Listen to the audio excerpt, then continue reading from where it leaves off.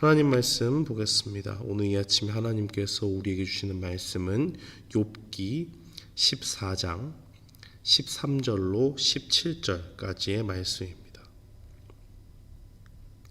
욥기 14장 13절로 17절까지의 말씀, 우리 다 찾으신 줄 알고 함께 봉독합니다. 주는 나를 스올에 감추시며 주의 진노를 돌이키실 때까지 나를 숨기시고 나를 위하여 규례를 정하시고 나를 기억하옵소서. 장정이라도 죽으면 어찌 다시 살리이까? 나는 나의 모든 고난의 날 동안을 참으며 풀려나기를 기다리겠나이다. 주께서 나를 부르시겠고 나는 대답하겠나이다. 주께서는 주의 손으로 지으신 것을 기다리시겠나이다. 그러하온데 이제 주께서 나의 걸음을 세시오니 나의 죄를 감찰하지 아니하시나이까? 주는 내 허물을 주머니에 봉하시고 내 죄악을 싸매시나이다. 아멘. 저는 본문 말씀 욥기 14장 13절로 17절 말씀 통해서 희망을 끊으시나이까 라는 제목으로 주의 말씀을 선포하겠습니다. 우리가 계속적으로 살펴봐왔듯이 욥의 친구들이 욥을 위해서 이야기하는 것처럼 보이지만 결국 그들은 욥의 죄악을 낱낱이 하나님 앞에 고하라고 이야기하면서 욥을 죄인으로 몰아갑니다.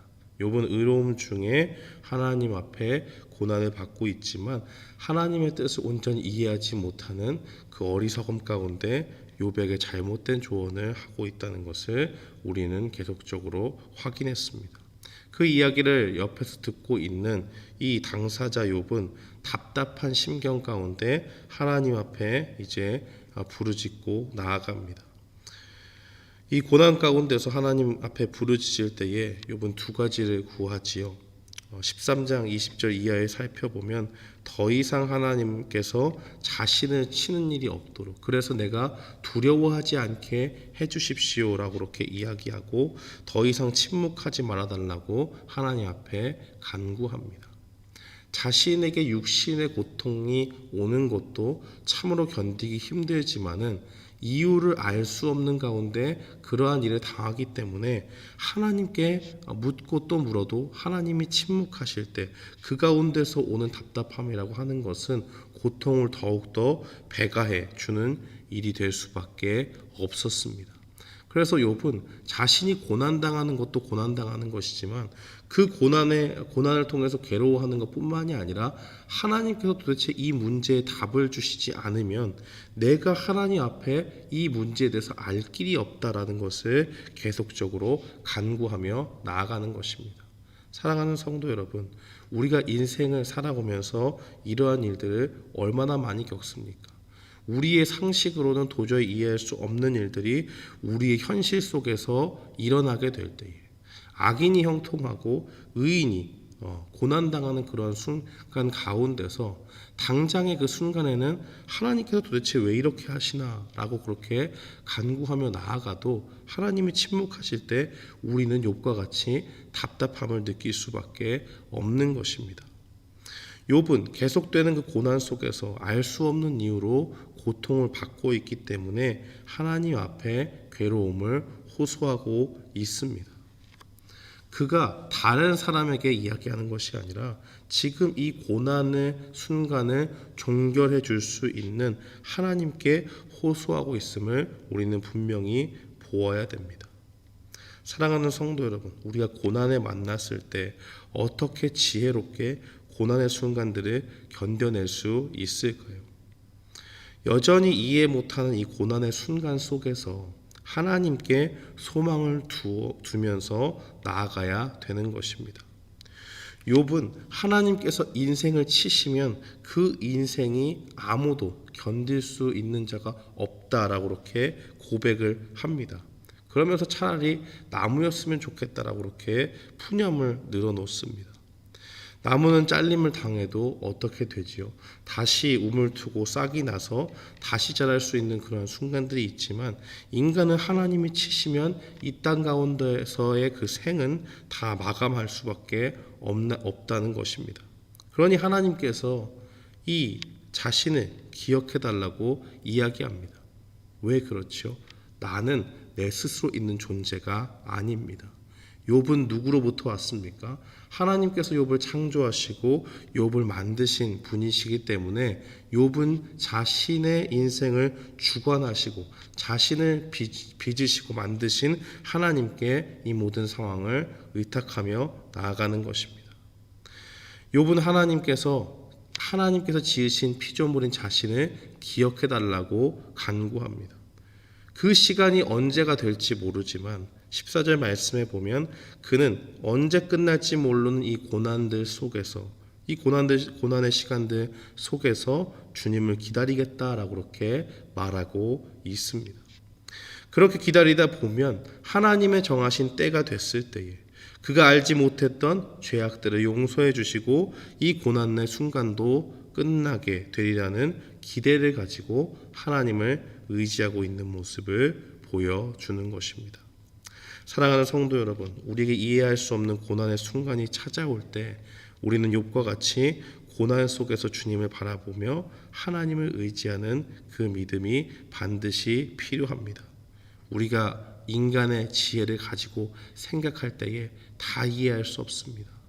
인생을 주관하시는 분이 하나님이시고 우리가 우리의 인생을 주관하지 못한다는 방증이기도 하는 것입니다. 로마서 5장 3절과 4절 말씀에 보면 하나님께서 이런 말씀을 우리에게 주셨습니다.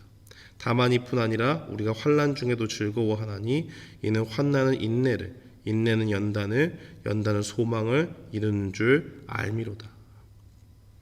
욥은 그의 인생 가운데 하나님이 주신 복을 누리면서 동방의 의인이다라는 칭호를 얻으면서 하나님 앞에 살아갔던 사람입니다. 그러나 이제 이해를 할 수 없는 고난 가운데서 그는 고통을 겪게 되고 그 가운데 답답함을 토로하고 있지만 여전히 그를 지배하시고 그를 이끌어 나가시는 분은 하나님이십니다.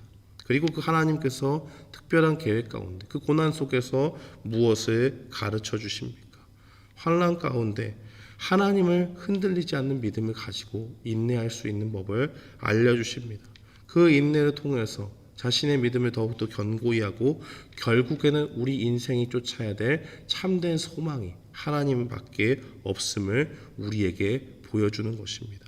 사랑하는 성도 여러분, 오늘날 이 땅을 살아갈 때 우리의 인생의 고난이 다가올 때 사람들은 얼마나 자기 자신의 지혜를 의지하며 살아가는지 모릅니다.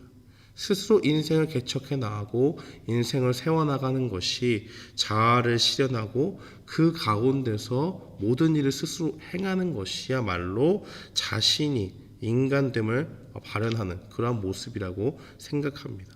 그러나 이러한 세상의 관점은 분명히 잘못되었습니다. 하나님께서 우리를 지으셨고 이 땅에 보내신 분도 하나님이시요 우리가 기쁠 때나 슬플 때나 또 우리가 고난을 당할 때나 우리가 승승장구할 때나 그 인생을 주관하시는 분은 하나님이심을 반드시 믿어야 됩니다. 그 가운데서 주님을 신뢰하며 나아갈 때에 하나님께서 우리의 인생 가운데 고난을 주시면 그 가운데서 우리가 이해할 수 없는 고난이라고 할지라도 한 가지 분명한 사실을 우리가 붙잡고 나아가야 됩니다. 우리의 인생을 우리를 지으신 하나님께서 포기하지 않고 인도하시고 이 고난 속에서 온전히 주님을 소망하도록 그렇게 빚어 나가신다는 것입니다. 사랑하는 성도 여러분, 오늘 이 말씀을 기억하면서 우리는 분명히 마음에 새겨야 됩니다. 고난이 왔을 때에 우리를 지으신 창조주 하나님을 바라봐야 됩니다.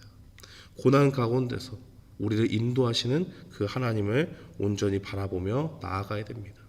고난을 통해서 우리를 괴롭히기 원하시는 것이 아니라 그 고난 가운데서 우리를 빚어나가시고 우리로 온전히 주님을 소망하게 만들어 나가시는 하나님을 우리가 바라봐야 될 줄 믿습니다.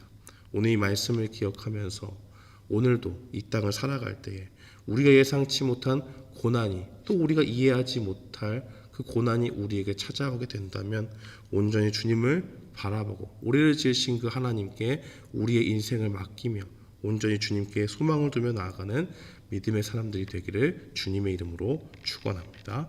아멘.